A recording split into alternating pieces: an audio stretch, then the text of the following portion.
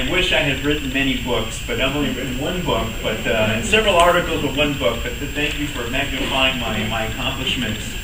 I'm honored to be here once again to speak before your organization. I spoke last year, and I spoke at another session in the spring, and I enjoy coming to speak to people who really enjoy and love history.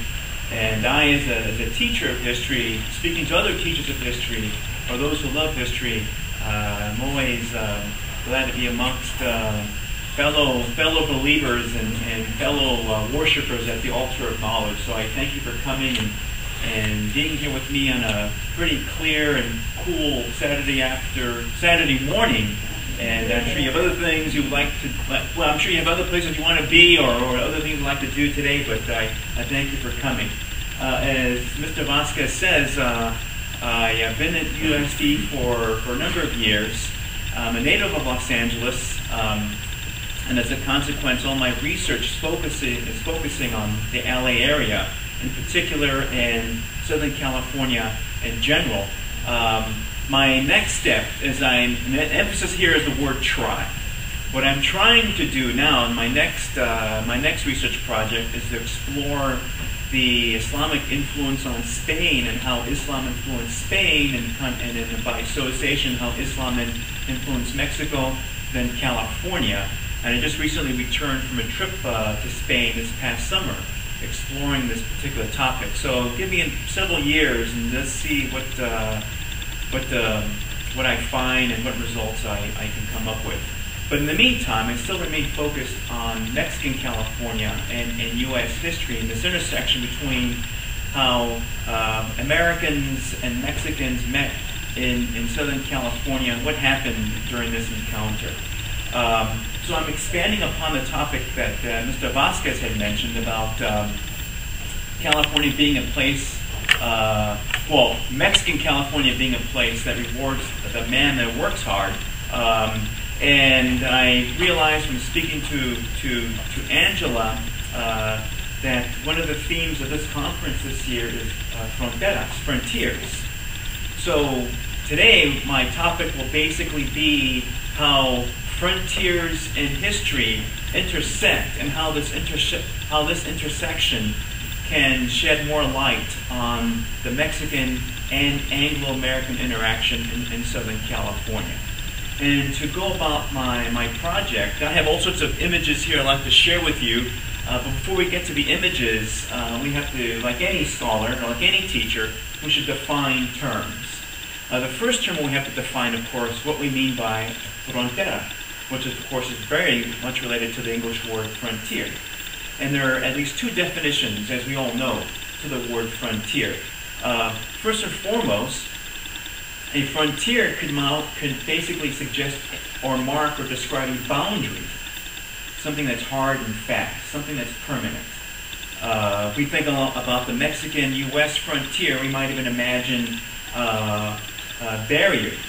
We can imagine walls. And these barriers and walls basically serve to define and separate one nation from another. So there's a sense of permanence, a sense of certitude, and a sense of separation. One meaning of frontier, a hard and fast boundary. The second meaning, of course, is more expansive. Frontier, as many of us know, can also mean a wild and unexplored place. Something that's unknown. Something that's beyond understanding or perhaps beyond knowledge. Something that needs to be examined, and a place that certainly is beyond human habitation. So many of us are familiar with this term of frontier, a wild expanse. So let's relate this now to history. How frontier in history can, in some respects, and the meanings of frontier can coincide with certain expressions and definitions of history. Many of us being teachers know that that history could certainly mean a search for the truth, an embrace of the truth. And you, many of you being teachers and having worked with young people like I do, are very familiar with the way our students look at history and what our students look for when they examine history. And one anecdote I can give you, several years ago at USD, I teach a research seminar, and I asked my students one afternoon, why do we study history? What is history for? And one student raised his hand and he said, without a doubt, without any sense of hesitation, history is the search for truth. There is nothing more to the meaning of history, and there's nothing less to the meaning of history. It's the search for truth. And history is nothing more than a presentation, an analysis of the truth. So in this sense, history and one meaning of frontier certainly coincide. As frontier in terms of a boundary, being a hard and fast place, an easily recognizable landmark separating one nation from another, you might see that in one respect, history can coincide with this meaning of frontier. If history means the truth, something that's verifiable, something that's certain, this could basically be a way of also overlapping with one sense of frontier. But let's go a little deeper here. I mentioned here the great French philosopher Voltaire. In the 18th century, someone asked Voltaire, what is history? And those of us who are familiar with Voltaire's work know that he's very little sarcastic, very sardonic, sort of this dark biting wit. And Voltaire said, apparently he laughed, and he said, history is a trick the living play on the dead. Or we can go one step further and think about something more contemporary, Henry Ford. Some of you are very familiar with Henry Ford, the founder of the Ford Motor Company. And Henry Ford had a great disrespect and not a very high regard for teachers, well, maybe you phrase that, for academics, for professors. And he basically said that history is bunk. Okay? History is bunk. So this sense of history being imprecise, uncertain, unknown, perhaps deceitful and devious, could perhaps coincide with a second definition of frontier. A frontier can mean a wild, expansive place with few landmarks by which to judge where we are, few landmarks to know which way we should go. Then Voltaire's definition and Henry Ford's definition of history might apply. History, like a frontier, is a very uncertain place. So uncertain, so unpredictable, we don't know which way to go. Much less do we know how do we arrive at the truth.